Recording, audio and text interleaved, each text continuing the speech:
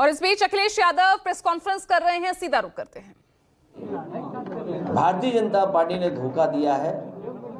हर समाज के लोग ये समझ गए हैं कि भारतीय जनता पार्टी पीडीए परिवार की दुश्मन है और ये चुनाव में भी हम लोगों को देखने को मिल गया। बीएलओ का हटाना, अधिकारियों का हटाना, पुलिस सिपाहियों के नाम पता जानकारी करना, फिर जात के आधार पर हटाना, जात के आधार पर निर्देश देना और फिर अपने अधिकारियों की गुपचुप बैठक करना। और बड़े बड़े अधिकारी जो लखनऊ में बैठते हैं, उन्होंने बाकायदा बैठक करके रणनीति बनाई है कि भारतीय जनता पार्टी को कैसे जिताएं, समाजवादियों को कैसे हराएं।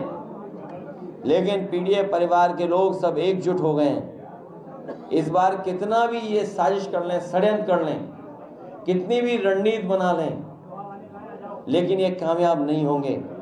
सुनने में यहां तक आ रहा है कि जिलाधिकारी वो भारतीय जनता पार्टी के जिला अध्यक्ष बन गए हैं। अभी अंबेडकर नगर से सुनने में आ रहा है और वहां के हमारे कार्यकर्ता नेताओं ने भी बताया और प्रेस के जिम्मेदार लोगों ने भी बताया कि यहाँ के जिलाधिकारी जिला अध्यक्ष भारतीय जनता पार्टी बन गए हैं और प्रधानों को ढूंढ रहे हैं, कोठेदारों को ढूंढ रहे हैं, उनको डरा धमका रहे हैं, जबकि अभी नॉमिनेशन नहीं हुआ है।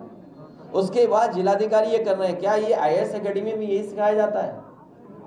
क्या ये आईएएस लोग इसीलिए ट्रेन होके गए हैं? इन अधिकारियों की तस्वीर लगा करके हम लोग कहेंगे कि भारतीय जनता पार्टी के अधिकारी बन गए। अधिकारी नहीं है, ये वहां के संगठन के पदाधिकारी बन गए। और फिर आज एक वीडियो वायरल हो रहा है, जो बात मैंने पहले कही थी और फिर मैं दोहराता हूं। उत्तर प्रदेश में दंगा कराने का काम बहराइच में अगर किसी ने किया तो भारतीय जनता पार्टी के नेता उसमें शामिल थे। उनके विधायक अपनी ही पार्टी के कार्यकर्ताओं पे एफआईआर दर्ज करा रहे हैं और क्या उसमें धाराएं लगवा रहे हैं कि इन्होंने षड्यंत्र किया और दंगा करवाया है। और जो एक वीडियो वायरल हो रहा है, जिसमें मैं बधाई देना चाहता हूं पत्रकार को कि उसने हिम्मत जुटा करके कम से कम वो छिपे हुए वीडियो से जानकारी हासिल कर ली कि पुलिस प्रशासन था ही नहीं घंटों और उन्हें खुली छूट दी गई थी। इसी तरीके से हिटलर काम करता था। हिटलर अपने ट्रूपर्स को आगे कर देता था, अपने पार्टी के कार्यकर्ताओं को पुलिस की वर्दी पहना करके आगे कर देता था। हिटलर के जमाने में यह होता था कि पुलिस को खुली छूट दे दो या हटा दो पुलिस को और दंगा होने दो, घटना होने दो।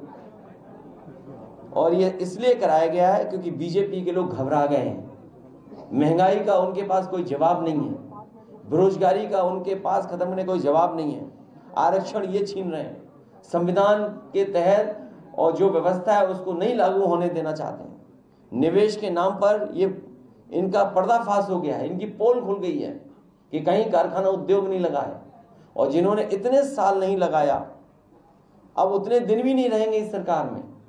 सोचिए, जितनी सरकार चल गई है, अब तो उतना समय भी नहीं बचा इनके पास। अगर इन्होंने कुछ काम किया होता या निवेश लाए होते तो वो दिखता जमीन पर। बिजली महंगी, किसान को खाद नहीं मिल रही, किसी भी फसल की खरीद के लिए कोई तैयारी नहीं, अभी भी सड़कों पे जानवर हैं और पिछड़े दलित और जो गरीब लोग हैं उन समाज के साथ न जाने क्या क्या हो रहा है। घटनाएं दिन प्रतिदिन सुनने को मिल रही हैं। बेटियों के साथ अन्याय हो रहा है और बेटियों के साथ साथ इतना कानून व्यवस्था जीरो हो गई है कि बताइए, पुलिस के साथ ही घटना हो जा रही है। सुनने में आ रहा है कि कानपुर में पुलिस की महिला कांस्टेबल या कोई पदाधिकारी थी, कांस्टेबल, उसके साथ ये घटना हुई हो। सोचो, पुलिस के साथ घटना हो गई हो और उसी शहर कानपुर में पुलिस के यहां पकड़े गए कितने 25